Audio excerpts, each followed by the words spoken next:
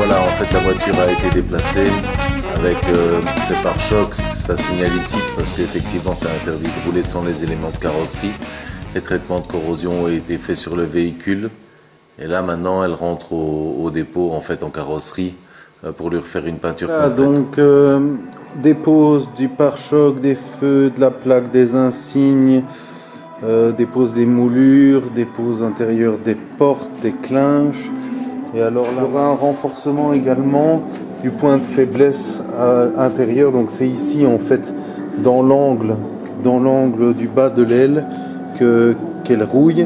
Donc, ce que je fais, j'étiquette toutes les pièces en fait pour éviter d'oublier comment on les monte ou les redémonte, parce que c'est vrai que ça fait beaucoup de pièces à stocker. Alors ensuite on passe à tout ce qui est découpe châssis, tour d'aile.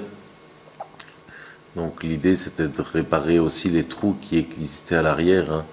La rouille perforante des deux côtés. Je me mets en dessous pour mieux voir. Donc le but c'est de parvenir à décaper en fait la tôle à nu. Donc là on revient sur le métal et on remplace l'emplacement et on ressoude un élément sain. Alors les éléments carrosserie s'achètent pièce par pièce chez Mercedes et c'est pas très cher. Ce qu'il y a de chiant en fait c'est de tirer tout ce qu'il y a comme gomme parce que ça sent mauvais, ça chauffe. Enfin, c'est un peu la partie pas très gaie, mais il faut le métal à nu.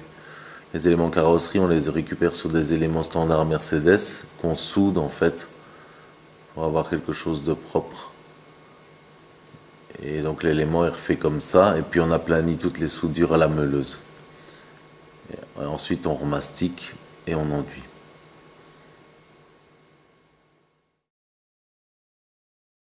Un peu le même système à l'avant, donc tout le bas de caisse à l'avant était pourri. Donc le but est de revenir avec un nouveau bas de caisse. Donc on remplace, on refait un point de soudure et puis on remeule. Parce que c'était pas réparable, il fallait remplacer la pièce. Donc nouveau bas de caisse à l'avant pour les points d'ancrage pour soulever la voiture. Remplacer. C'était l'occasion de vérifier aussi ce qui avait été fait avant. J'avais dû changer le bras de suspension arrière gauche qui était pourri, sans savoir pourquoi. Les autres sont nickel, celui-là mal vieilli. Et puis les freins qui étaient tout neufs, hein.